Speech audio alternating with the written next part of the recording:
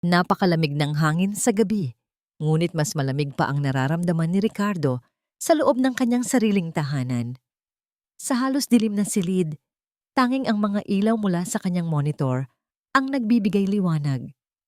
Hawak niya ang isang remote control. Ang kanyang mga mata ay nakatutok sa bawat galaw ng isang babae sa screen. Si Mariana, ang bagong yaya ng kanyang anak na si Lorenzo. Ngunit sa paningin ni Ricardo, hindi lang basta yaya ang babaeng yon. Siya ang sentro ng isang palaisipan, isang potensyal na banta sa kaayusan ng kanyang perpektong mundo. Bakit mo pa kailangang gawin yan, Ricardo? Ang boses ni Elara, ang kanyang asawa, ang pumukaw sa kanya. Hindi ba sapat na yung mga regular camera natin? Ano ba talaga ang problema mo? Napabuntong hininga si Ricardo. Hindi niya masabi kay Elara ang tunay na dahilan. Ang matinding pagdududa, ang pagnanais na kontrolin ang lahat, ang takot na muling malinlang. Ang nakaraan ay anino pa rin na humahabol sa kanya. Kung alam lang ni Elara ang lahat ng kanyang pinagdaanan, marahil ay mauunawaan niya. Ngunit paano niya sasabihin sa asawa na ang pinakamalaking hadlang sa kanilang pagtitiwala ay ang kanyang sariling kawalan ng tiwala? Para sa seguridad ng anak natin, Elara, sagot niya, malamig ang tinig. Para siguradong walang masamang mangyayari. Ngunit sa loob niya, alam niyang hindi lang iyon ang buong katotohanan. Mas malalim ang ugat ng kanyang obsesyon. Matapos siyang lokohin ng isang malapit na kaibigan at kasosyo sa negosyo, nagtayo siya ng pader sa paligid ng kanyang puso. At ngayon, kahit ang sarili niyang pamilya, ay tinitingnan niya na may pag-iingat. Pero wala namang ginagawang masama si Mariana. Patuloy ni Elara, tila naiinis. Mabait siya kay Lorenzo.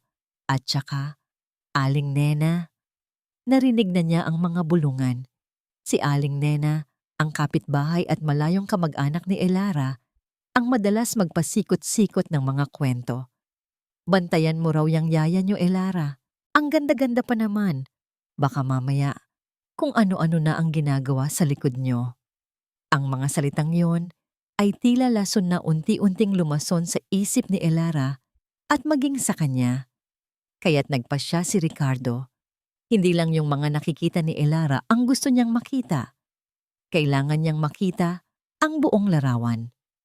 Noong nakaraang linggo, habang tulog ang lahat, lihim siyang gumapang sa mga pasilyo. Maingat niyang inilagay ang maliliit at halos hindi nakikitang kamera sa mga strategic na posisyon, sa kusina, sa sala, at lalo na sa labas ng kwarto ni Mariana. Ang mga ito ay iba sa mga security camera na alam ni Elara. Ang mga ito ay kanyang personal na mata. Pumikit si Ricardo, ang imahe ni Mariana, na may ngiti sa labi. Habang nagbabasa ng kwento kay Lorenzo, ay nagpakilabot sa kanya. Hindi ito ang imahe ng isang traidor na inilarawan ni Aling Nena. Ito ay imahe ng isang mabait at mapagmahal na tagapag-alaga. Ngunit ang duda ay isang halimaw na mahirap patayin. Kailangan pa rin niyang maging sigurado. Isang araw, mula sa kanyang monitor, nakita niya si Mariana na abala sa paglalaro ng Block Tower kasama si Lorenzo. Ang bata ay tumatawa ng malakas, isang tunog na bihirang marinig sa bahay na yon. Ang kanyang puso ay kumirot ng bahagya. Matagal na rin simula nang marinig niya ang ganoong klaseng tawa mula sa kanyang anak. Sumunod na eksena, nakita niya si Lorenzo na tumatakbo papunta sa kanyang kwarto. Sinundan siya ni Mariana, ngunit hindi pumasok. Nakita niya si Lorenzo na yumuko sa ilalim ng kama at may kinukuha, isang alkansya. Binuksan ni Lorenzo ang alkansya at inilabas ang laman. Hindi gaanong marami, puro baryang-barya at ilang tig-iisang daang piso. Maingat niyang binilang ang mga ito. Pagkatapos, ibinalik niya ang pera sa alkansya at inilagay ulit sa ilalim ng kama. Ang mga mata ng bata ay puno ng determinasyon. Naguluhan si Ricardo. Para saan ang pera na yon? Bakit palihim? Kinaumagahan, nakita niya si Mariana na naghahanda ng almusal. May isang tawag sa kanyang cellphone. Agad niyang sinagot, ngunit bahagya siyang lumingalinga sa paligid. Binitawan niya ang hawak na sandok at ang kanyang mukha ay biglang nagbago. May bahid ng pag-aalala. Ibinaba niya ang boses. Sige, mag-iingat ka. Bulong niya sa telepono, halos hindi na marinig. Basta't huwag kang mag-alala. Gagawin ko ang lahat para makapag-aral ka. Ricardo napatitig sa screen. Sino ang kausap niya? Bakit siya nagtatago? Bakit ang kanyang mga mata ay tila puno ng pagod at kaba? Nag-zoom in si Ricardo sa mukha ni Mariana. Tinitigan niya ang bawat ekspresyon. Sinusubukang basahin ang kanyang iniisip. Sino ka ba talaga, Mariana? Bulong niya sa sarili, habang ang screen ay nanatiling nakatutok sa nag-aalalang mukha ng dalaga. Ang malaking bahay nila ay parang isang kastilyo. Maganda, malaki, at madalas ay tahimik. Sobrang tahimik na halos marinig ni Lorenzo ang sarili niyang paghinga sa gabi. 8 years old pa lang siya, pero pakiramdam niya, madalas siyang mag-isa. Si Papa, si Ricardo, ay laging nasa opisina. Kung hindi man, nasa kanyang study room, nakaharap sa laptop, o kaya ay nakatingin sa kung anong screen. Hindi niya maintindihan kung ano ang ginagawa ni Papa doon. Pero alam niya na mahalaga iyon. Si Mama, si Elara, naman ay maganda. Laging nakaayos, may mga kausap sa telepono, o kaya ay umaalis para sa mga meeting at events. Kapag nasa bahay naman, madalas ay nasa kanyang kwarto o kaya ay naglalakad sa garden na parang may malalim na iniisip. Kaya nga si Mariana. Si Mariana ang liwanag sa tahimik niyang mundo. Siya ang nagbabasa ng kwento bago siya matulog. Siya ang nagluluto ng paborito niyang adobo. Siya ang nakikinig sa kanyang mga kwento tungkol sa school at sa mga pangarap niya. Hindi siya kasing ganda ni Mama, pero ang mga mata niya ay laging may ngiti at ang kanyang mga kamay ay laging handang yakapin siya. Isang araw, habang kumakain sila ng snack, narinig ni Lorenzo si Mariana na kausap ang kanyang kapatid sa telepono. Oo, gagawin ko ang lahat para makapag-aral ka sa kolehiyo, ate. Kaya mo yan. Basta mag-aral ka lang ng mabuti. Napansin ni Lorenzo ang lungkot sa boses ni Mariana. Kahit pilit niyang pinasigla, alam niya na gusto ng kapatid ni Mariana na makapag-aral sa ibang bansa, sa kolehiyo. Pero mahirap daw ang pera. Simula noon, may naisip si Lorenzo. Lagi siyang may baong allowance sa school pero hindi niya gaanong ginagastos. Madalas, binibili niya lang ay isang maliit na palamig o candy. Pero simula nang marinig niya ang usapan ni Mariana, halos wala na siyang ginastos. Pag-uwi niya mula sa eskwela, pupunta siya agad sa kanyang kwarto. Yumuyuko siya sa ilalim ng kanyang kama at kukunin ang kanyang alkansya. Ito ay isang luma. Hugis baboy na alkansya na bigay pa ng kanyang lola. Doon niya inilalagay ang lahat ng kanyang ipon. Maingat niyang inilalagay ang mga baryang-barya at ang paminsan-minsang tig-100 piso na bigay ni Papa. Binibilang niya ang mga ito ng palihim. Isang araw, narinig niya si Mama na nagrereklamo kay Papa tungkol sa gastusin. Kaya naisip niya, baka makatulong siya. Hindi niya alam kung magkano ang kailangan, pero alam niya na bawat barya ay mahalaga. Madalas, pagkatapos niyang mag-ipon, kukunin niya ang kanyang drawing book. Doon, iginuguhit niya si Mariana at ang kapatid nito. Pinipinturahan niya ang kapatid ni Mariana na nakasuot ng graduation toga habang nakangiti si Mariana sa tabi niya. Sana raw ay mangyari iyon. Lorenzo, kakain na. Tawag ni Mariana mula sa kusina. Malambing ang boses. Agad niyang itinago ang alkansya sa ilalim ng kama at ang drawing book sa ilalim ng kanyang unan. Ayaw niyang may makakita sa kanyang lihim. Isang gabi, habang naglalaro sila ng board games sa sala, napansin ni Lorenzo ang pagod sa mukha ni Mariana. Yaya, malungkot ka po ba? Tanong niya, diretso sa mata. Ngumiti si Mariana, ngunit hindi umabot sa kanyang mga mata. Hindi, baby. Pagod lang ako ng kaunti. Pero okay lang. Alam ni Lorenzo na hindi iyon totoo. Narinig niya ulit si Mariana, nakausap ang kapatid niya, mas malungkot ang boses. Nag-aalala raw ang kapatid niya dahil sa tuition fee. Naramdaman ni Lorenzo ang kirot sa kanyang dibdib. Gusto niyang tulungan si Mariana. Gusto niyang makita si Mariana na laging nakangiti. Pagsapit ng gabi, pagkatapos siyang halikan ni Mariana para matulog, bumangon si Lorenzo. Muli niyang kinuha ang alkansya. Ang dami na nito, pero sapat na ba? Tinitigan niya ang alkansya. Ang bawat baryang iyon ay galing sa kanyang bulsa. Ito ang kanyang munting pag-asa. Dahan-dahan siyang lumabas ng kwarto. Palihim siyang sumilip sa kwarto ni Mariana. Nakita niya si Mariana na nakaupo sa gilid ng kama, nakayuko, at tila umiiyak ng tahimik. Biglang, nakita ni Lorenzo ang anino ni Mama, si Elara. Palihim itong sumisilip sa pinto ng kwarto ni Mariana na tila may pinagmamasdan. Ang mukha ni Mama ay seryoso at may bahid ng galit. Nagulat si Lorenzo. Agad siyang bumalik sa kanyang kwarto. Nagtatago sa likod ng pinto. Ano ang ginagawa ni Mama? At bakit malungkot si Yaya Mariana? Sininghot ni Elara ang huling patak ng kape. Ang umaga ay nagsisimula na, ngunit ang kanyang puso ay puno pa rin ng bigat mula sa nakaraang gabi. Ang malamig na trato ni Ricardo, ang mga bulong ni Aling Nena, at ngayon ay ang nakita niya mismo, si Mariana na tila may lihim. Ayaw niyang isipin ang masama. Gusto niyang magtiwala. Ngunit paano ka magtitiwala kung ang lahat ay nagtutulak sa'yo na magduda? Kamusta ka naman, Hija?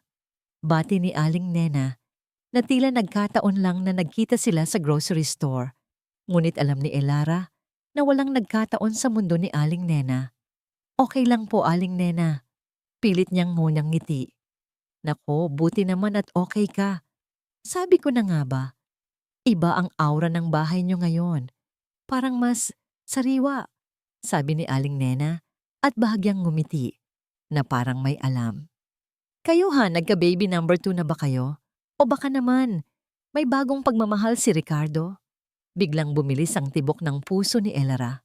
Aling Nena, ano po bang sinasabi niyo? Nako, wala naman, Hija. Nagtatanong lang. Pero alam mo, yang yaya niyo, si Mariana, medyo maganda-ganda masyado. Hindi ba? Lalo na't madalas si Ricardo nasa bahay. Nagwo-work from home. Sabi nga ng pinsan ko, hindi raw maganda na mas maganda pa sa amo ang yaya. Baka mapansin ng asawa mo. Lalaki pa naman. Sumikip ang dibdib ni Elara. Ang mga salitang yon ay parang lason na unti-unting kumalat sa kanyang sistema. Hindi siya galing sa mayamang pamilya. Pinaghirapan niya ang bawat butil ng karangyaan na tinatamasa niya ngayon. Ang posisyon niya bilang asawa ni Ricardo, isang kilalang negosyante, ay parang isang gintong hawla na pinoprotektahan niya ng husto. At ang takot na mawala ang lahat ay palaging nakabaon sa kanyang puso. Hindi po ganyan si Ricardo. Pilit niyang depensa. Ngunit sa loob niya, may bahagi na nagdududa. Naalala niya ang biglaang pagiging abala ni Ricardo sa kanyang study room, ang pagiging mailap nito sa kanya. Pag-uwi niya, dahan-dahan siyang naglakad papunta sa sala. Nakita niya si Mariana na naglalaro kasama si Lorenzo. Masigla ang tawanan ng bata. Isang kirot ng inggit ang naramdaman ni Elara. Bakit parang mas masaya si Lorenzo kay Mariana kaysa sa kanya? Sinubukan niyang magkunwari na hindi niya napapansin. Ngunit ang mga mata niya ay nakatutok pa rin kay Mariana. Nakita niyang may kinuha si Mariana mula sa kanyang bulsa. Isang maliit na sobre. Dali-dali niya itong itinago sa kanyang apron nang makita si Elara. Napakunot ang noo ni Elara. Ano kaya iyon? Kinabukasan, habang nasa eskwela si Lorenzo at namalengke si Mariana, sinamantala ni Elara ang pagkakataon. Dahan-dahan siyang naglakad papunta sa kwarto ni Mariana. Ang kanyang puso ay kumakabog ng malakas.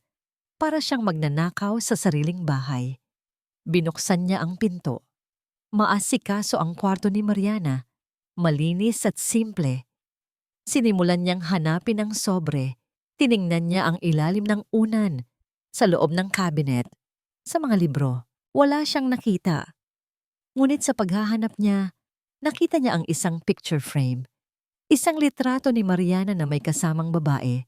Marahil ay ang kanyang kapatid. Sa isang graduation, ang mga ngiti nila ay abot tenga. May nakasulat sa likod, "Pangarap nating dalawa." Napabuntong hininga si Elara. Wala siyang nakitang masama. Tanging pangarap at pagmamahala ng magkapatid. Ngunit bakit meron pa rin siyang pakiramdam na may itinatago si Mariana? Naramdaman niya ang matinding pagkabigo. Hindi siya nahanap ang ebidensya na inaasahan niya. Ngunit ang kawalan ng ebidensya ay hindi nangangahulugang kawalan ng problema. Sa katunayan, mas lalo lang itong nagpalala ng kanyang pagdududa. Pagsapit ng gabi, umuwi si Ricardo. Malamig pa rin ang kanyang pakikitungo. Walang tanong kung kumusta ang araw ni Elara. Walang yakap, tanging ang mga formal na salita tungkol sa trabaho. "Ricardo?" Simula ni Elara, puno ng hinanakit. "Hindi mo ba napapansin? May kakaiba kay Mariana." Tumingin si Ricardo sa kanya. Ang mga mata ay tila nagtatago ng isang bagay. "Wala akong napapansin, Elara. Huwag kang padala sa mga tsismis." Ang mga salitang iyon ay parang sampal sa kanya. "Tsismis? Pati ba ako? Hindi mo na pinaniniwalaan?" Walang imik si Ricardo. Ang katahimikan niya ang pinakamasakit. Ito ang nagpakumpirma sa takot ni Elara. Ang kanyang mundo ay unti-unting nagkakawatak-watak. Naramdaman niya ang kanyang sarili na lalo pang nag-iisa. Napakasakit. Habang naglalakad siya pabalik sa kanyang kwarto, nakita niya si Mariana sa sala. Tahimik itong nakatayo, nakatingin sa isang sulok ng pader, na parang may malalim na iniisip. Lumapit siya. Tila may gusto siyang sabihin. Ngunit nagulat si Elara. Biglang inabot ni Mariana ang kamay sa pader at hinawakan ang isang bahagi nito na tila walang espesyal. May mabilis na ngiti na sumilay sa kanyang mga labi. Isang ngiti na hindi maintindihan ni Elara. Ano ang ginagawa niya? Bulong ni Elara sa sarili. Agad siyang umurong. Pakiramdam niya ay may malaking lihim na itinatago si Mariana. Isang lihim na tila mas malalim pa sa mga tsismis ni Aling Nena. Ang mga mata ni Ricardo ay nanatiling nakatutok sa monitor. Ang mukha ni Mariana sa screen na may ngiti matapos niyang hawakan ang pader. Isang bahagi kung saan nakalagay ang isa sa mga nakatagong kamera ay nagpasiklab ng kakaibang damdamin sa kanya. May alam ba si Mariana tungkol sa mga kamera? O nagkataon lang? Subalit, ang mas nakakapukaw ng kanyang pansin ay ang kabutihan ng dalaga sa kanyang anak. Ilang araw na niyang sinusubaybayan si Mariana at wala siyang nakitang anumang malisyoso. Ang nakikita niya ay isang babaeng matiyaga, mapagmahal at tapat sa kanyang trabaho. Ang lahat ng tsismis ni Aling Nena at ang mga pagdududa ni Elara ay tila nababawasan ng bawat oras na lumilipas. Isang hapon, habang nagbabasa ng libro si Ricardo sa kanyang study room, narinig niya ang mahinang iyak ni Lorenzo. Agad niyang binuksan ang monitor. Nakita niya si Lorenzo na nakaupo sa sahig, umiiyak, at nakasandal sa pinto ng kanyang kwarto. Lumapit si Mariana sa bata. Dahan-dahan, lumuhod siya at niyakap si Lorenzo. "Bakit ka umiiyak, baby?" Tanong niya. Malambing ang boses. "Miss ko po si Mama at Papa." Sagot ni Lorenzo, humihikbi. "Lagi po silang busy. Feeling ko po mag-isa lang ako." Naramdaman ni Ricardo ang kirot sa kanyang dibdib. Ang kanyang sariling anak ay nakakaramdam ng lungkot at pag-iisa dahil sa kanila ni Elara. Ang lahat ng kanyang pagpupursigi sa trabaho, ang lahat ng kanyang paghahangad ng perpektong pamilya ay tila walang saysay kung ang kanyang anak ay nagdurusa. Pinunasan ni Mariana ang luha ni Lorenzo. "Hindi ka nag-iisa, baby. Nandito si Yaya. At mahal na mahal ka ng mama at papa mo." Kahit busy sila, umiinit ang mga mata ni Ricardo. Matagal na rin simula nang maramdaman niya ang ganitong klaseng emosyon, ang awa at ang pagsisisi. Maya-maya, nakita niya si Lorenzo na naglabas ng kanyang alkansya mula sa ilalim ng kama. Ang alkansya na matagal na rin niyang napapansin sa monitor. Binuksan niya ito at inilabas ang laman. Hindi na yun puro barya lang, may ilang tig-1,000 piso na rin. Yaya Mariana, sabi ni Lorenzo, inabot ang pera. Para po sa kapatid niyo, para po makapag-aral siya sa college. Ayoko na po siyang malungkot. Sabi niyo po, pangarap niya mag-aral. Ito po ang naipon ko. Nagulat si Mariana. Baby, ano ito? Hindi ko pwedeng tanggapin yan. Pinaghirapan mo yan. Pero gusto ko po talagang tumulong, giit ni Lorenzo, na may lungkot sa mga mata. Parang ikaw po, Yaya. Lagi mo po akong tinutulungan. Ang mga salitang yon ay tumagos sa puso ni Ricardo. Ang kanyang anak, ang kanyang 8 taong gulang na anak, ay may ganoong kalaking puso. Hindi niya napansin. Abiji kanyang pagiging abala, ang kanyang pagiging bulag sa kanyang sariling pamilya, ay nagdulot ng ganoong klaseng lungkot sa kanyang anak. Nakita ni Ricardo ang pag-aatubili ni Mariana. Ngunit nang makita niya ang mga mata ni Lorenzo na puno ng pag-asa, kinuha niya ang pera at niyakap ang bata ng mahigpit. Maraming salamat, baby. Malaking tulong ito para sa akin at sa kapatid ko. Pero kailangan mo rin tong gamitin para sa sarili mo. Basta po makapag-aral ang kapatid niyo, sagot ni Lorenzo nakangiti. Umuwi si Ricardo ng gabing iyon, dala ang bigat sa kanyang dibdib. Ang mga kamera na inilagay niya para mahuli ang kasamaan ay nagpakita sa kanya ng kabutihan na hindi niya inaasahan.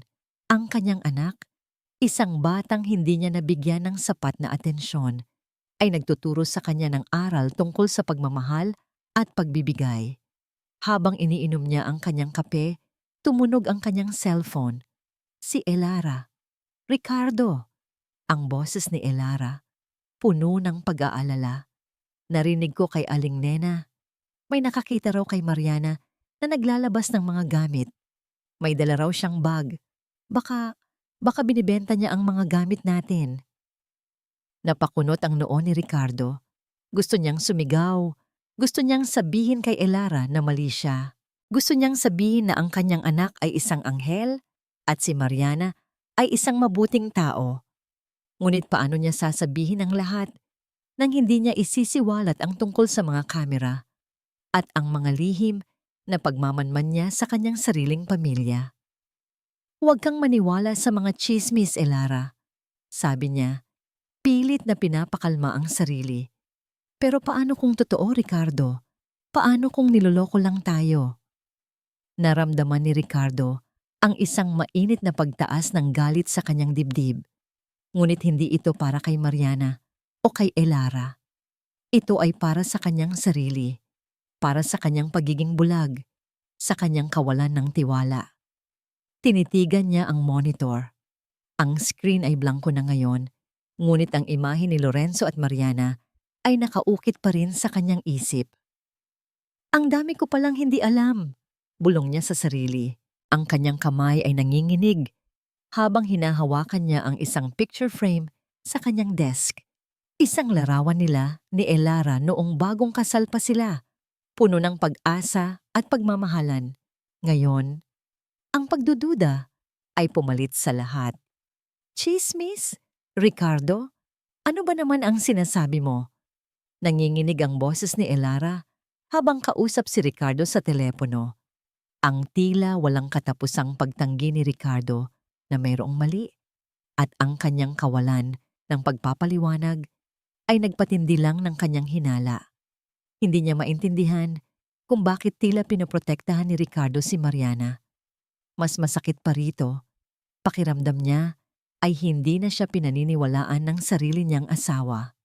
Elara, huwag kang mag-alala. Aalagaan ko ang bagay na ito, sagot ni Ricardo, kalmado ang boses.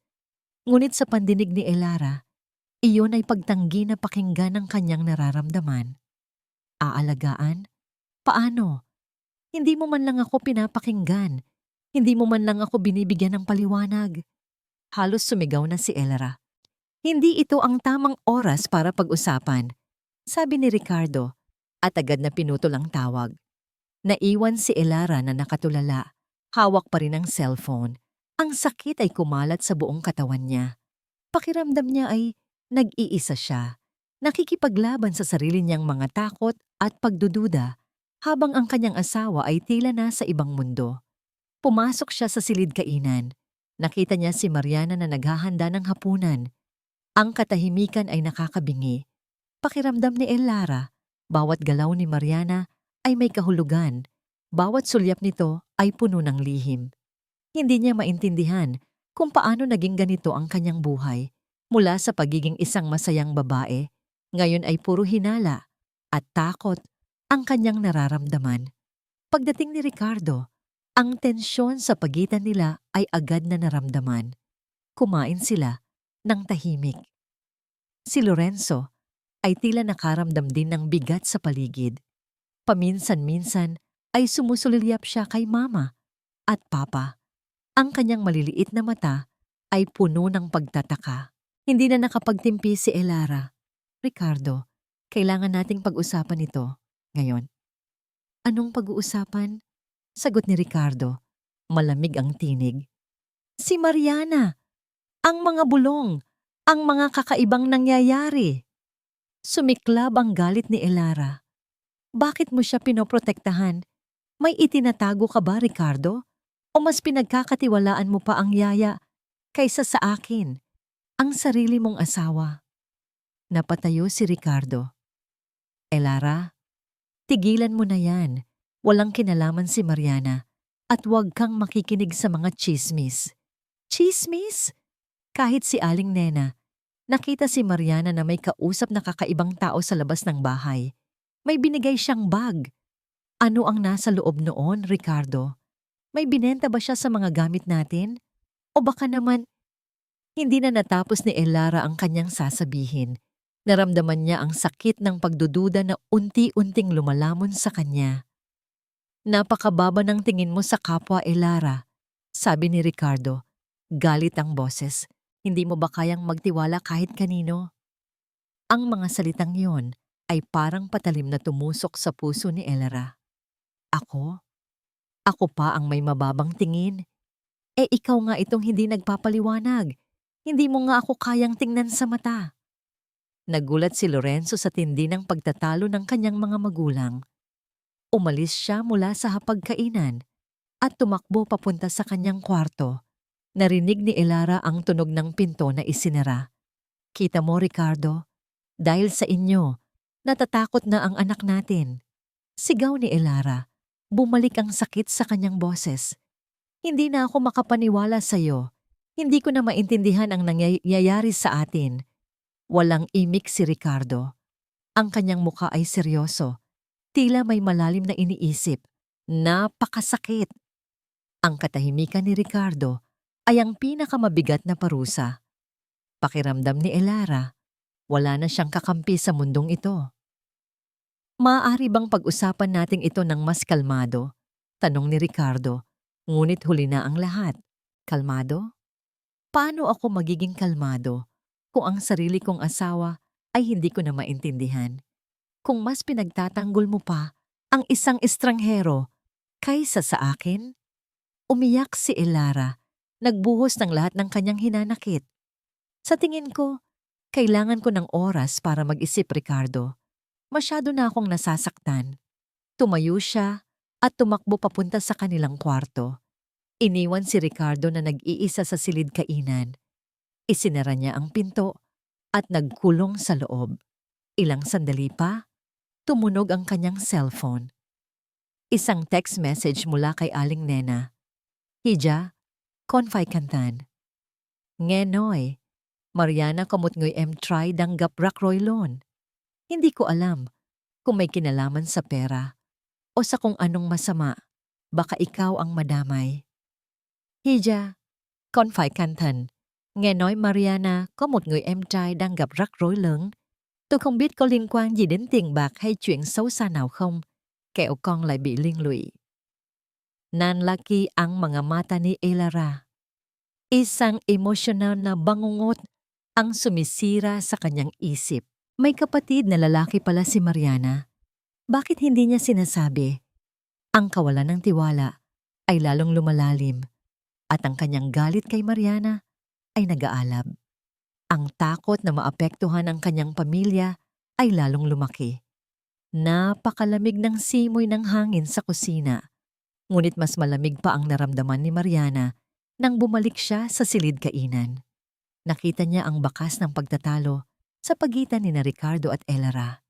Ang malungkot na mukha ni Lorenzo, bago siya tumakbo papunta sa kanyang kwarto, ay nagpaalala sa kanya ng kanyang sariling nakaraan. Napabuntong hininga siya. Mahalaga ang trabahong ito para sa kanya. Kailangan niya ng pera para sa kapatid niya. Ang pangarap ni Sofia na makapag-aral sa ibang bansa ay ang tanging nagbibigay sa kanya ng lakas. Ngunit paano ka magpapatuloy kung ang bawat hakbang mo ay puno ng pagdududa? Biglang nag-vibrate ang kanyang cellphone. Isang unknown number. Kinabahan siya. Inabot niya ang telepono. Isang text message. Mariana, kailangan ko ng tulong mo. Kung hindi mo ako tutulungan, malalaman ng amo mo ang mga ginawa mo sa akin noon. At ang kapatid mo, alam ko kung nasaan siya. Nanlaki ang mga mata ni Mariana. Ang kanyang hininga ay tila biglang huminto. Ito ang kinakatakutan niya.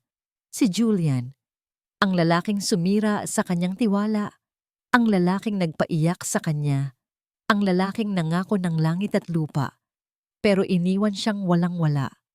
Nanginginig ang kanyang mga kamay. Lumipas na ang ilang taon, pero ang takot ay bumalik. Mas matindi pa. Hindi niya naisip na babalik pa ito sa buhay niya. Agad niyang tinawagan ang numero. Julian, ano ba ang gusto mo? Pera, Mariana. Simple lang. Kailangan ko ng 2,000. Ngayon din. Kung hindi, ikakalat ko sa social media ang lahat ng ating kwento. At sasabihin ko sa amo mo kung paano mo ako niloko noon. Nako, ang pangit ng reputasyon mo. Kawawa naman ang kapatid mo. Baka mawala ng scholarship dahil sa'yo. Napaiyak si Mariana. Pero wala akong ganoong kalaking pera, Julian. Kahit anong gawin ko, alam kong may ipon ka. O baka naman, may kaibigan kang matulungin? Kahit sino. 2,000, Mariana. Hihintayin ko sa labas ng bahay ninyo mamayang gabi, 8:00. Mag-isa ka lang.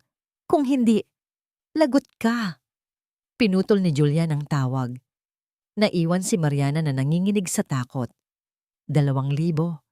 Ang ipon niya, kulang pa. Ang pera na ibinigay ni Lorenzo ay hindi niya pwedeng gamitin. Iyon ay para kay Sofia. Napakasakit.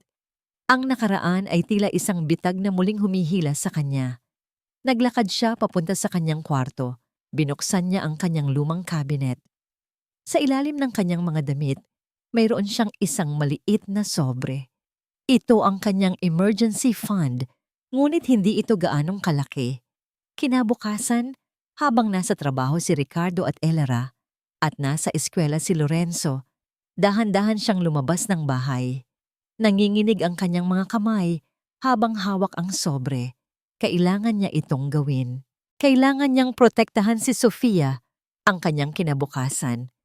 Naglakad siya papunta sa isang bangko at nag-withdraw ng pera. Ang bawat sentimo ay parang dugo na inilalabas mula sa kanyang puso. Nang gabing iyon, 8:00, naghintay si Mariana sa labas ng gate. Malamig ang hangin at ang kanyang puso ay kumakabog ng malakas. Nakikita niya ang isang itim na sasakyan na huminto sa di kalayuan. Isang lalaki ang lumabas, hindi si Julian, ngunit isa sa kanyang mga tauhan. Ang pera, sabi ng lalaki, walang emosyon. Ibinigay ni Mariana ang sobre. Ito na, pakisabi kay Julian, huwag na siyang manggulo. Ngumisi ang lalaki. Hindi namin yan masasabi, pero sa ngayon, okay na yan. Umalis ang lalaki. Naiwan si Mariana na nakatayo sa gitna ng dilim, pakiramdam niya ay hinigop ang lahat ng lakas niya. Ang kanyang mga mata ay nanlabo sa luha. Nakahinga siya ng malalim. Sana ay ito na ang huli. Ngunit habang umiikot siya pabalik sa gate, may narinig siyang mahinang tunog. Isang click. Parang tunog ng kamera. Lumingon siya, ngunit wala siyang nakita. Tanging yung anino ng isang pusa na dumaan sa isang sulok. Sino yan? Bulong niya sa sarili, ngunit walang sumasagot. Ang pakiramdam na may nagmamasid sa kanya ay lalong nagpatindi sa kanyang takot. Nagmadali siyang pumasok sa loob ng bahay at agad na kinandado ang pinto. Hindi niya alam na sa di kalayuan, sa isang madilim na sulok, nakatago si Aling Nena. Hawak ang kanyang cellphone.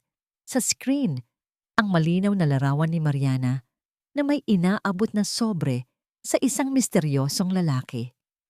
Ngumiti si Aling Nena, puno ng mali siya. Gotcha! Bulong niya sa sarili. Napakasikip ng dibdib ni Ricardo.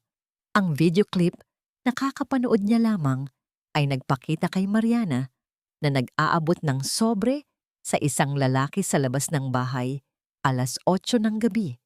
Ang eksenang ito ay kumpirmasyon ng hinala ni Elera at ng mga bulong ni Aling Nena. Ngunit sa kanyang mga mata, iba ang nakikita niya. Ang mukha ni Mariana ay puno ng takot at pag-aalala, hindi ng panlilinlang. Ricardo, tingnan mo ito. Sumugod si Elara sa kanyang study room. Hawak ang kanyang cellphone. Si Aling Nena ang nagpadala nito. Nakita niya mismo. Iba talaga ang babaeng yan, Ricardo. Hindi ko na kaya. Ipinakita ni Elara ang mga litratong kuha ni Aling Nena. Malinaw na makikita si Mariana na nag-aabot ng sobre. Ang mga mata ni Elara ay puno ng luha at galit. Elara, pakinggan mo ako. Simula ni Ricardo. Pilit na pinapakalma ang kanyang boses. Hindi ito ang iniisip mo. Ano? Hindi ito ang iniisip ko? Ano, Ricardo? May binenta na ba siya sa mga gamit natin? Kaya ba siya nagtatago? Kaya ba hindi mo ako kayang tingnan sa mata kahapon? Sunod-sunod ang mga tanong ni Elara, puno ng hinanakit. Ricardo, kailangan na nating paalisin ang babaeng yan. Ayoko na siya sa bahay natin. Ayoko na siyang malapit kay Lorenzo. Hindi masabi ni Ricardo ang buong katotohanan. Hindi niya masabi na mayroon siyang mga kamera. Hindi niya masabi ang nakita niya kay Lorenzo. Ang kanyang pagtatago ay unti-unting sumisira sa kanilang pamilya. Elara, magtiwala ka sa akin. May dahilan si Mariana. Hindi siya ganoon. Anong dahilan, Ricardo? Anong dahilan ang mas mahalaga pa sa kapakanan ng sarili nating pamilya? Anong dahilan ang mas mahalaga pa sa pagdududa na nararamdaman ko? Umiyak si Elara at tumalikod. Kung hindi mo gagawaan ng aksyon ito, Ricardo, ako ang gagawa. Iniwan niya si Ricardo na nag-iisa. Hawak ang mga larawan na ebidensya ni Aling Nena. Naramdaman ni Ricardo ang matinding galit. Hindi para kay Mariana, hindi para kay Elara, kundi para kay Aling Nena. Ang babaeng yon ay naghahasik ng kaguluhan, sinisira ang kanilang pamilya. Agad siyang tumawag sa kanyang private investigator. Gusto kong malaman mo ang lahat tungkol kay Mariana, ang kanyang nakaraan, ang kanyang pamilya. At gusto ko ring imbestigahan mo si Aling Nena. Ang lahat ng galaw niya, ang lahat ng koneksyon niya, ngayon din. Habang naghihintay siya sa tawag ng kanyang investigador, bumalik siya sa monitor. Nakita niya si Mariana sa kusina, nakaupo sa sahig, umiiyak ng tahimik. Sa di kalayuan, nakita niya si Lorenzo na dahan-dahang lumapit sa kanya. Yaya Mariana, bakit ka po umiiyak? Tanong ni Lorenzo. Ang kanyang maliliit na kamay ay hinawakan ng braso ni Mariana. Niyakap ni Mariana si Lorenzo at pinilit ngumiti. Wala to, baby. Napuwing lang si Yaya. Hindi po, sabi ni Lorenzo. Malungkot po kayo. Dahil po sa akin? Dahil po sa mama at papa? Umiiling si Mariana. Hindi, baby. Ikaw ang nagpapasaya kay Yaya. Huwag kang mag-alala. Okay? Magiging maayos din ang lahat. Naramdaman ni Ricardo ang matinding pagsisisi. Ang kanyang pagtatago, ang kanyang kawalan ng tiwala, ay nagdulot ng ganoong sakit sa mga taong mahalaga sa kanya. Ilang oras pa, tumawag ang private investigator.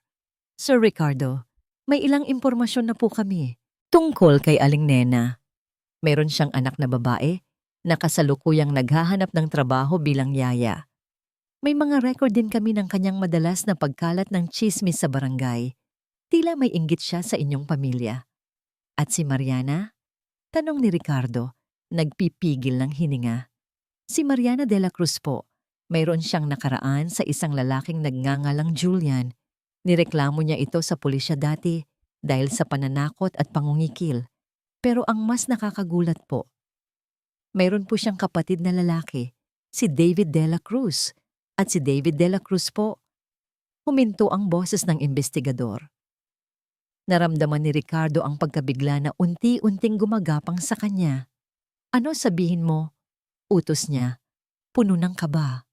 Si David de la Cruz po. Siya ang driver na sumagip sa inyo sa aksidente sa C5 noong 5 taon na.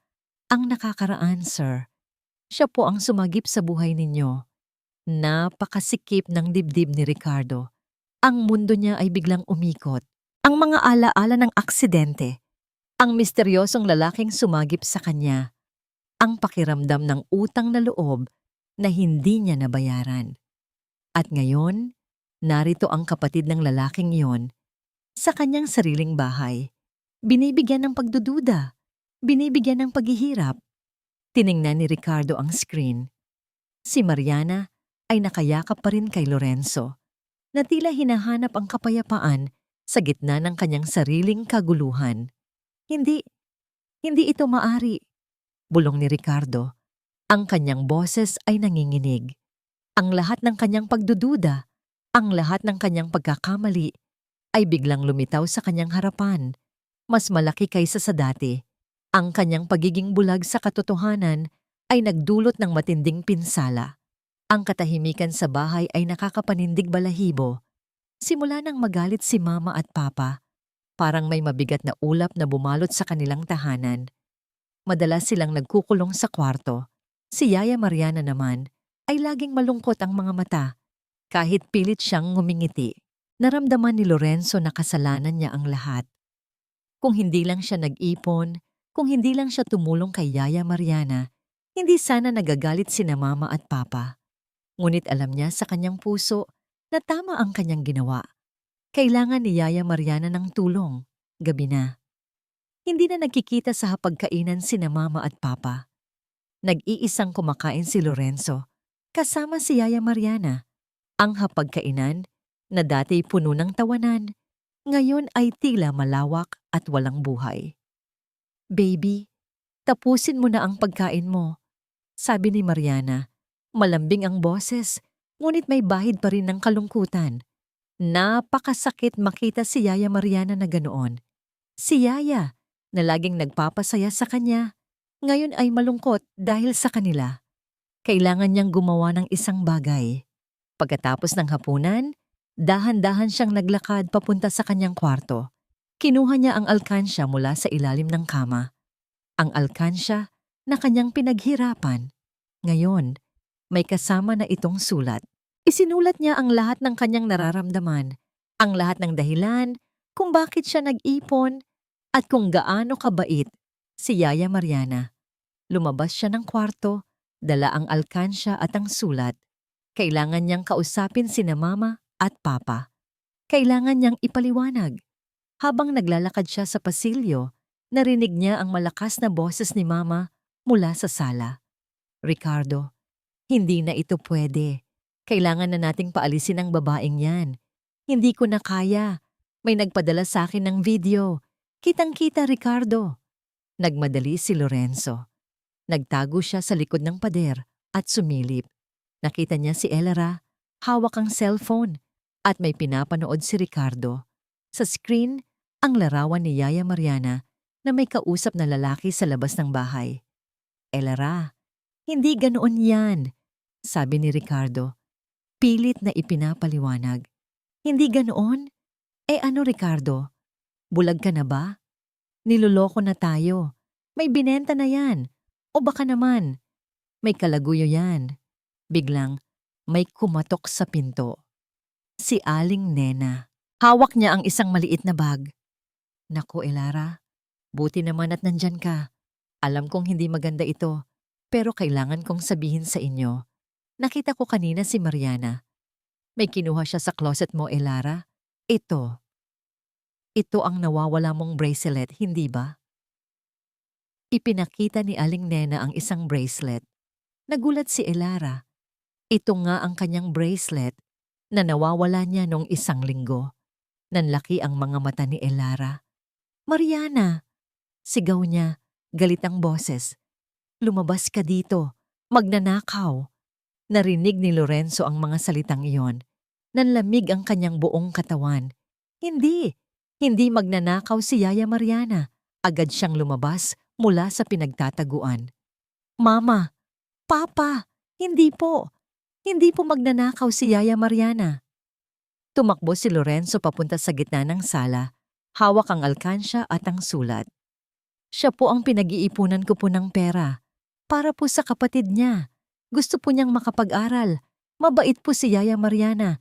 Siya po ang tumutulong sa akin kapag malungkot ako. Siya po ang nagbabasa ng kwento sa akin. Hindi po siya masama. Ibinuhos ni Lorenzo ang laman ng alkansya sa sahig. Nagkalat ang mga barya at papel na pera. Ang kanyang mga mata ay puno ng luha. Nagulat sina Ricardo at Elara. Lalo na si Ricardo na alam na ang bahagi ng katotohanan. Ngunit huli na ang lahat. Dumating si Mariana. Ang kanyang mukha ay gulat. Sir, ma'am, hindi po totoo yan. Hindi ko po kinuha ang bracelet niyo. Wala ka nang maidudulot na iba pa, Mariana. Sabi ni Elara, puno ng hinanakit at sakit. Umalis ka na. Ngayon din. Elara, pakinggan mo ako. Pilit ni Ricardo. Wala nang dapat pakinggan, Ricardo. Sigaw ni Elara. Kung mas pinagkakatiwalaan mo pa siya kaysa sa akin, kung mas pinagtatanggol mo pa ang isang magnanakaw kaysa sa sarili mong pamilya. Kung ganoon, maghiwalay na tayo. Napatigil ang lahat. Hindi! Sigaw ni Lorenzo, lumapit kay Mariana. Yaya Mariana, huwag po kayong umalis. Baby, kailangan ko nang umalis. Sabi ni Mariana, umiiyak. Niyakap niya si Lorenzo ng mahigpit. Mag-iingat ka, baby. Mahal na mahal kita. Pinilit ni Aling Nena na ngumisi sa isang sulok. Ang kanyang plano ay nagtagumpay. Kinuha ni Mariana ang kanyang mga gamit at lumabas ng bahay. Sinubukan ni Lorenzo na sundan siya, ngunit pinigilan siya ni Ricardo. Yaya Mariana! Yaya Mariana! Sigaw ni Lorenzo, ang kanyang boses ay tila napupunit. Ricardo stood there helpless, watching Mariana disappear into the night. Elara locked herself in their room. The entire house was filled with the deafening silence of a broken family. Suddenly, Ricardo's phone vibrated. It was a text from his investigator. Sir Ricardo, may natagpuan po kaming hindi inaasahang koneksyon sa pagitan ni Mariana at ng isang pangyayari sa nakaraan ninyo. Siya po ang kapatid ni... Nanginginig ang mga kamay ni Ricardo. Hindi niya na kayang basahin ang buong mensahe. Ang lahat ay tila gumuguho sa kanyang paligid. Ang kanyang pamilya, ang kanyang tiwala, ang kanyang buhay. Ang lahat ay nawala. Ang kanyang pagiging bulag ay nagdulot ng malaking kapahamakan. Ang mga salita ng investigador ay tila kidlat na tumama sa isip ni Ricardo. Siya po ang kapatid ni David De La Cruz. Si David De La Cruz po ang driver na sumagip sa inyo sa aksidente sa C5 noong 5 taon na ang nakakaraan, sir. Siya po ang sumagip sa buhay ninyo. Napatulala si Ricardo. Ang cellphone ay nahulog mula sa nanginginig niyang kamay. Ang memorya ng aksidente ay biglang bumalik. Malinaw na malinaw. Ang ingay ng mga gulong, ang banggaan, ang matinding sakit, at ang mukha ng isang lalaki na pilit siyang hinihila palabas mula sa nasusunog na sasakyan. Hindi niya nakita nang malinaw ang mukha ng lalaking iyon, tanging ang kanyang determinasyon. Nang magising siya sa ospital, nawala na ang lalaking iyon. Sinubukan niyang hanapin, ngunit walang bakas. At ngayon, narito ang katotohanan. Si Mariana, ang babaeng kanyang pinaghihinalaan, ang kapatid ng kanyang tagapagligtas, ang babaeng inakusahan ng kanyang asawa, ang babaeng pinahirapan ng mga tsismis, ang babaeng kakatapos lang niyang paalisin sa kanilang bahay. Napakasakit. Ang matinding pagsisisi ay kumalat sa bawat ugat ng kanyang katawan. Agad niyang binuksan ang kanyang mga monitor. Tiningnan niya ang mga lumang video footage. Nakita niya si Mariana na nag-aalaga kay Lorenzo, ang kanyang kabaitan, ang kanyang pasensya. Nakikita niya rin ang video ni Mariana na nag-aabot ng pera sa labas ng bahay. Ngayon, naiintindihan na niya. Ito ang pera para kay Julian, ang lalaking nangikil sa kanya. Ngunit ang mas matindi pa, nakita niya ang mga footage ni Aling Nena, ang matandang babae na palihim na kumukuha ng litrato, ang mga sulyap nito na puno ng mali siya, ang kanyang masayang muka nang umalis si Mariana. At pagkatapos ay ang bracelet, ang nawawalang bracelet ni Elara. Sa isang video clip, malinaw na makikita si Aling Nena, palihim na bumabalik sa bahay nila nang walang tao at inilalagay ang bracelet sa bag ni Mariana habang nasa labas siya. Ito ang ebidensya, ang totoong ebidensya. Nanginginig ang buong katawan ni Ricardo. Galit, pagsisisi, lungkot. Ang lahat ng emosyon ay sumisiklab sa loob niya. Nilinlang siya, ginulo siya. At ang pinakamasakit, sinira niya ang pamilya niya. Agad niyang tinawagan ang pinto ng kwarto ni Elara. Elara, Elara, buksan mo ang pinto. Kailangan nating mag-usap. Walang sagot. Elara, please, mahalaga ito. Kung hindi mo bubuksan ang pinto, sisirain ko ito. Sa huli, bumukas ang pinto. Si Elara ay nakatayo doon. Ang kanyang mga mata ay pamamaga sa kakaiyak. Ano pa ba ang gusto mo, Ricardo? Tapos na tayo. Hindi, Elara. Hindi pa. Hindi mo pa alam ang lahat. Tumingin ka rito. Hinila ni Ricardo si Elara papunta sa study room. Ipinakita niya ang lahat ng video footage. Ang katotohanan tungkol kay Mariana. Ang koneksyon nito kay David Dela Cruz. Ang katotohanan tungkol kay Julian. At ang masasamang gawa ni Aling Nena. Kasama na ang pagkakakita kung paano niya inilagay ang bracelet sa bag ni Mariana. Nanlaki ang mga mata ni Elara habang pinapanood ang bawat footage. Mula sa pagkabigla, napunta siya sa matinding pagsisisi. Ang kanyang mga kamay ay nanginginig habang nakikita niya ang lahat. Ang kanyang hinala, ang kanyang pagdududa, ang kanyang galit, lahat ay walang basihan. Siya ang mali. Hindi ito totoo. Bulong ni Elara, nanginginig. Nagkamali ako. Nagkamali ako, Ricardo. Pareho tayong nagkamali, Elara. Sabi ni Ricardo, hinawakan ng kamay ng asawa. Hindi ako nagsalita. Hindi ako nagtiwala. At dahil doon, nawala sa atin si Mariana. Nawasak ang tiwala ni Lorenzo at nasira ang pamilya natin. Umiyak si Elara. Umiyak ng matindi. Ang kanyang mga luha ay bumuhos, hindi na dahil sa galit, kundi dahil sa matinding pagsisisi at sakit. Kailangan nating hanapin si Mariana. Kailangan nating humingi ng tawad. Tumango si Ricardo. Tama ka. Ngayon din. Subalit, nang subukan nilang tawagan si Mariana, hindi ito sumasagot. Kailangan nating gumawa ng isang bagay. Sabi ni Ricardo, kailangan nating linisin ang pangalan ni Mariana at kailangan nating ipaalam sa lahat ang katotohanan. Kinabukasan, sa kabila ng pagtatangkang pigilan ni Elara dahil sa kahihiyan, nag-organisa si Ricardo ng isang press conference. Sa harap ng mga kamera, sa harap ng publiko, siya ay tumayo. Magandang umaga sa inyong lahat. Simula ni Ricardo, kalmado ang kanyang boses, ngunit ang bawat salita ay puno ng bigat. Narito po ako ngayon para linisin ang pangalan ng isang inosenteng tao at para maglabas ng katotohanan na matagal nang nakatago. Ipinakita niya ang mga ebidensya, ang mga video clip, ang report ng private investigator, ang lahat ng masasamang gawain ni Aling Nena, at ang katotohanan tungkol kay Mariana na siya ay kapatid ng kanyang tagapagligtas. Napakalaki ng kasalanan ko, sabi ni Ricardo, yumuko. Sa aking kawalan ng tiwala, sa aking pagdududa at sa aking pagiging bulag, sa katotohanan, nasira ko ang isang mabuting tao at nasira ko ang tiwala ng aking pamilya. Humihingi po ako ng kapatawaran kay Mariana de la Cruz at humihingi po ako ng kapatawaran sa aking anak, kay Lorenzo, at sa aking asawa, si Elara. Sa bahay nakaupo si Elara sa harap ng TV, pinapanood ang live broadcast. Mula sa pagkabigla, ang kanyang mga mata ay napuno ng luha. Nakita niya ang sinseridad sa mukha ni Ricardo. Nakita niya ang sakit sa mga mata nito.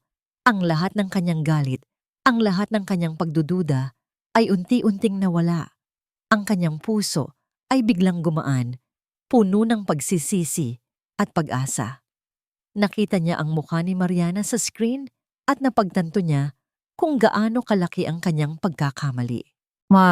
Ang pagtatapat ni Ricardo sa telebisyon ay tila isang malakas na sampal sa mukha ni Elara. Ang katotohanan ay masakit, ngunit nagbigay din ito ng kalinawan.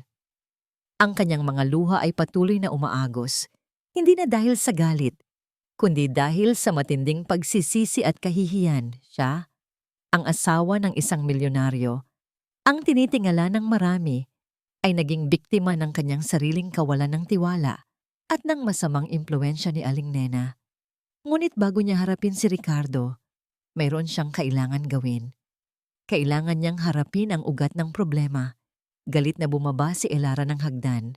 Nakita niya si Aling Nena na naglalakad sa labas ng gate, tila nagtatago at sumusulyap sa bahay. Naglabas si Elara ng malalim na hininga. Aling Nena, tawag niya. Matatag ang boses. Nagulat si Aling Nena. Pilit siyang ngumiti, ngunit ang kanyang mga mata ay puno ng kaba.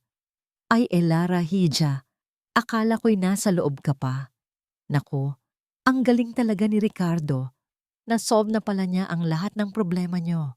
Wala kang hiya, Aling Nena. Sigaw ni Elara. Hindi na napigilan ang kanyang galit. Dahil sa'yo, nasira ang pamilya ko. Dahil sa'yo, muntik nang mawala ang tiwala namin sa isa't isa. At dahil sa'yo, may isang inosenteng tao ang nawala ng trabaho at pinagbintangan. Nanlaki ang mga mata ni Aling Nena. Elara, ano ba ang sinasabi mo? Wala akong ginagawa. Huwag kang magkunwari, Aling Nena. May ebidensya kami. Nakita namin kung paano mo inilagay ang bracelet sa bag ni Mariana. Nakita namin kung paano mo sinisiraan ng isang tao para lang sa inggit mo. Namutla si Aling Nena. Hindi siya makapagsalita. Umalis ka sa harapan ko, Aling Nena, at huwag ka nang babalik dito. Kung hindi, idedemanda kita. Banta ni Elara. Napatalikod si Aling Nena at umalis ng mabilis. Ang kanyang mukha ay puno ng kahihiyan at takot. Sa wakas, gumaan ang pakiramdam ni Elara. Ngunit hindi pa tapos ang lahat. Kailangan niyang hanapin si Mariana. Nanginginig ang kanyang mga kamay habang dinadial ang numero ni Mariana. Walang sumasagot. Tinawagan niya ang kanyang mga kaibigan, mga contacts, para lang malaman kung nasaan si Mariana. Sa huli, nalaman niya na bumalik si Mariana sa kanyang probinsya. Agad siyang nag-drive nang walang pag-aalinlangan. Kailangan niyang humingi ng tawad. Nang makita niya si Mariana, nakaupo sa labas ng maliit na bahay, ang kanyang puso ay kumirot. Lumabas si Elara mula sa kanyang kotse, Dahan-dahan siyang lumapit. Mariana, tawag niya. Nanginginig ang boses. Nagulat si Mariana. Tumayo siya, tila handang lumaban. Ma'am Elara? Mariana, sabi ni Elara, lumuhod sa harapan niya. Patawarin mo ako. Patawarin mo ako sa lahat ng aking pagdududa, sa lahat ng aking mga akusasyon. Nagkamali ako. Bulag ako sa katotohanan. Isa kang mabuting tao. At ako ay naging masama. Nanlaki ang mga mata ni Mariana. Hindi niya inaasahan ng ganito. Patawarin mo ako, Mariana. Patuloy ni Elara, umiiyak. Patawarin mo ako sa pagkasira ng iyong pangalan. Patawarin mo ako sa lahat ng sakit na naidulot ko sa iyo. Niyakap ni Mariana si Elara. Ang kanyang mga luha ay bumuhos din. Ma'am Elara, hindi po ako galit. Naintindihan ko po kayo. Hindi, Mariana, sabi ni Elara. Hindi mo dapat intindihin. Ang kasalanan ko ay napakalaki. Ngunit sana ay bigyan mo kami ng pagkakataon na makabawi. Nang gabing iyon, bumalik si Elara sa bahay nila kasama si Mariana. Nakita niya si Ricardo na naghihintay sa kanya. Ang kanyang mukha ay puno ng pag-aalala. Elara, sabi ni Ricardo. Niyakap siya ng mahigpit. Salamat at bumalik ka. Salamat at kasama mo si Mariana. Patawarin mo ako, Ricardo, sabi ni Elara, umiiyak sa kanyang balikat. Naging bulag ako sa lahat ng bagay. Naging bulag ako sa iyo, sa anak natin, at kay Mariana. Patawarin mo ako sa lahat ng sakit na naidulot ko. Patawarin mo rin ako, Elara, sabi ni Ricardo. Dahil sa aking kawalan ng tiwala, sa aking pagiging bulag sa aking sariling pamilya, nagdusa tayo. Mula ngayon, wala nang lihim sa pagitan natin. Nag-usap sila ng matagal. Nagbahagi sila ng kanilang mga takot, ng kanilang mga insecurity, ng kanilang mga nakaraan. Nag-iyakan sila at nagyakapan. Sa wakas, ang pader sa pagitan nila ay gumuho. Nang gabing iyon, sa unang pagkakataon sa mahabang panahon, kumain silang tatlo, si Ricardo, si Elara at si Lorenzo sa hapagkainan. Ngayon, kasama na rin nila si Mariana. Ang hapunan ay simple, ngunit puno ng pagmamahalan, pagpapatawad at pag-asa. Ang kanilang mga mata ay hindi na puno ng pagdududa, kundi ng kapayapaan. Nakangiti si Lorenzo. Ang kanyang mama at papa ay nag-uusap na ulit. At si Yaya Mariana ay bumalik na. MGM seduk dihak, an Ricardo vachi seloliutat ka, sabi ni Elara kay Mariana. Puno ng sinseridad. Napaiyak si Mariana. Salamat po, Ma'am Elara, si Ricardo. Maraming salamat po. Biglang tumunog ang cellphone ni Ricardo. Ito ay mula sa kanyang abogado. Sir Ricardo, sapat na ang ebidensya namin para kasuhan si Aling Nena. At may isang prestihiyosong scholarship foundation ang gustong mag-sponsor sa pag-aaral ng kapatid ni Mariana at ipapangalan daw nila sa pangalan ni Lorenzo. Isang parangal para sa kabutihan ng inyong anak. Nakangiti si Ricardo. Tiningnan niya si Elara at hinawakan ang kamay nito.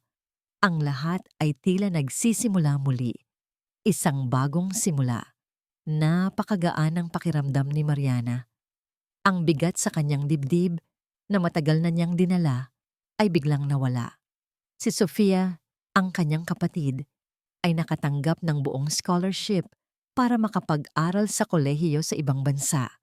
Isang scholarship na ipinangalan pa kay Lorenzo. Isang parangal para sa kabutihan ng bata. Salamat po ulit, Ma'am Elara, Sir Ricardo. Sabi ni Mariana, ang kanyang mga mata ay puno ng pasasalamat. Hindi ko po alam kung paano ko kayo pasasalamatan sa lahat ng tulong nyo. Wala iyon, Mariana. Sabi ni Elara, nakangiti. Kami ang may utang na loob sa iyo. Ikaw ang nagturo sa amin ng aral tungkol sa pagtitiwala at kabutihan. At ikaw ang nagtulak sa amin para magbago. Hindi na bumalik si Mariana bilang yaya. Ngunit hindi siya umalis sa buhay ng pamilya ng mga Montenegro. Sa halip, sa tulong ni na Ricardo at Elara, nakapagtayo siya ng isang maliit na negosyo, isang bakery na nagbebenta ng kanyang mga lutong Filipino na tinapay at kakanin. Yaya Mariana, ang sarap po ng pandesal nyo, sabi ni Lorenzo habang kinakain ang mainit na pandesal na dala ni Mariana. Salamat baby, sagot ni Mariana. Masaya. Para sa'yo yan, para sa ating lahat. Si Ricardo at Elara ay naging mas hands-on na magulang. Hindi na sila madalas na busy. Ang study room ni Ricardo ay hindi na isang silid ng pagmamanman, kundi isang silid ng pagbabasa at paglalaro kasama si Lorenzo. Si Elara naman ay hindi na laging umaalis para sa mga events, kundi mas pinipili niyang mag-spend ng oras kasama ang kanyang pamilya. Isang araw, nagsuggest si Lorenzo. Mama, Papa, Yaya Mariana, bakit hindi po tayo gumawa ng isang project para matulungan ang mga batang mahihirap, katulad po ng ginawa ko para kay Yaya Mariana? Nakangiti si Ricardo. Magandang ideya yan, anak. Ano ang gusto mong ipangalan sa project na yan? Lorenzo's Little Helpers, sagot ni Lorenzo, tuwang-tuwa. At doon nagsimula ang Lorenzo's Little Helpers. Isang project na pinamunuan ni na Ricardo, Elara, Mariana, at syempre, ni Lorenzo. Nag-organisa sila ng mga feeding programs, nagbigay ng mga school supplies, at nagtayo ng mga mini-library sa mga mahihirap na komunidad. Si Ricardo, mula sa pagiging isang cold at kontroladong negosyante, ay naging isang responsible at mapagmahal na negosyante. Ang kanyang kumpanya ay nagsimulang mag-invest sa mga community projects, nagbibigay ng trabaho sa mga nangangailangan, at nagbibigay ng edukasyon sa mga batang walang kakayahan. Si Elara, mula sa pagiging isang insecure at madaling maapektuhan ng tsismis, ay naging isang confident at matatag na babae. Hindi na siya nagpapaniwala sa mga bulong-bulungan at mas pinili niyang maging isang boses para sa mga walang boses. Si Mariana naman ay hindi lang naging isang matagumpay na negosyante. Siya rin ay naging isang inspirasyon.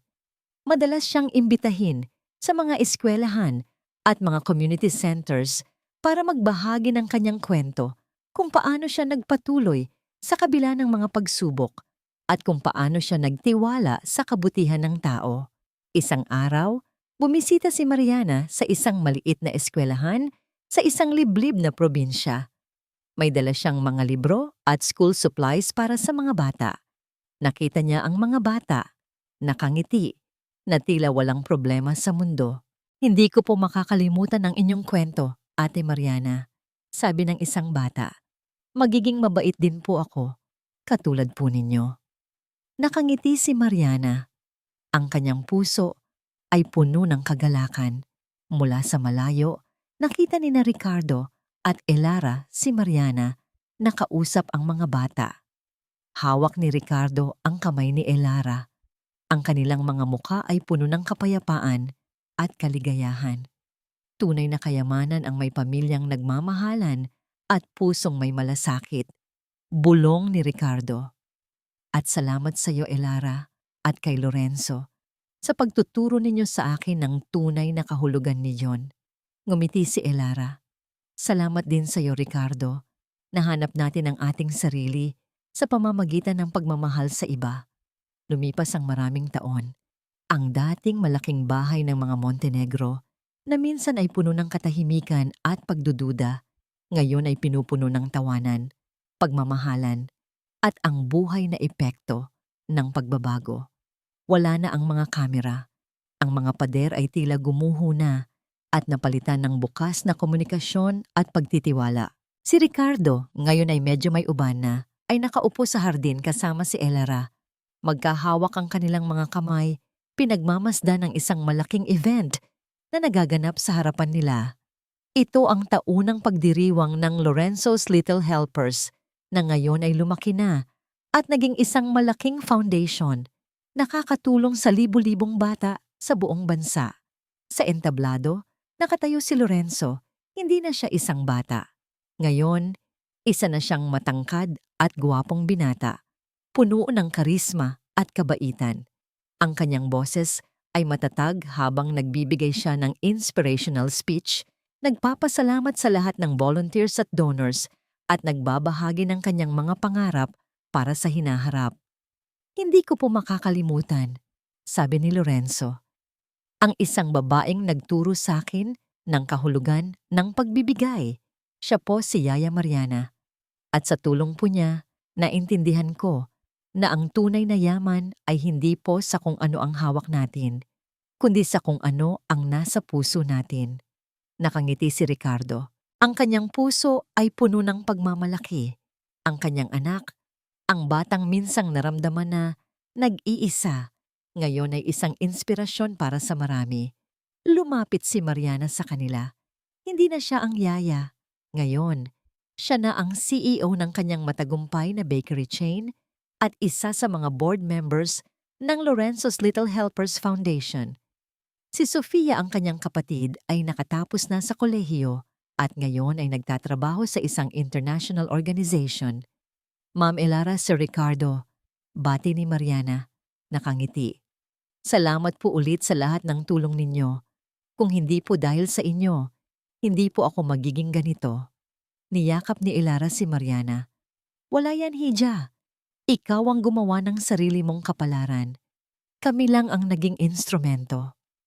Si Elara, na laging nag-aalala sa panlabas na anyo at sa sasabihin ng ibang tao, ngayon ay mas kumpiyansa at mas matatag. Ang kanyang kagandahan ay hindi na lang sa labas, kundi sa loob. Ang kanyang puso ay mas bukas, mas mapagmahal. Nakamamangha kung paano tayo nagbago, hindi ba, Elara? Bulong ni Ricardo. Mula sa mga taong bulag sa tunay na kahulugan ng buhay, ngayon ay nakakakita na tayo. Tumingin si Elara kay Ricardo at hinawakan ang kanyang kamay. Salamat sa iyo, Ricardo.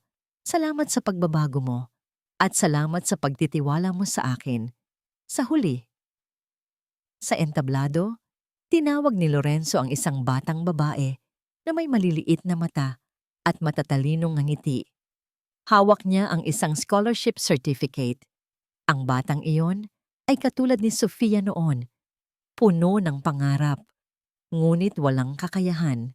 Nakita ni Ricardo ang ngiti sa mukha ng bata at naisip niya ang lahat ng kanyang pinagdaanan, ang kanyang pagdududa, ang kanyang takot, ang kanyang obsesyon sa kontrol. Ngunit sa huli, ang lahat ng iyon ay nagbigay daan sa isang bagay na mas mahalaga. Ang pagmamahal, ang tiwala, ang kabaitan.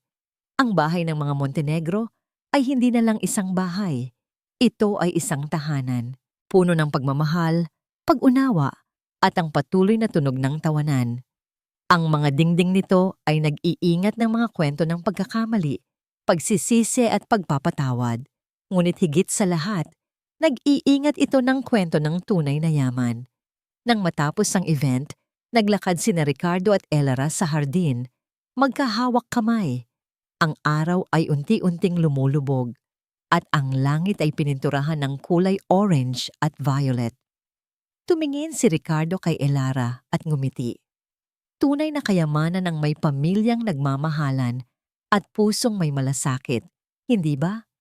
Ngumiti si Elara. Oo, Ricardo. Tunay na tunay. Inakbayan ni Ricardo si Elara. At ang lahat ng yon, nagsimula sa isang simpleng pagdududa at sa isang batang may malaking puso. Tumingin sila sa kalangitan na ngayon ay puno ng kumikinang na mga bituin.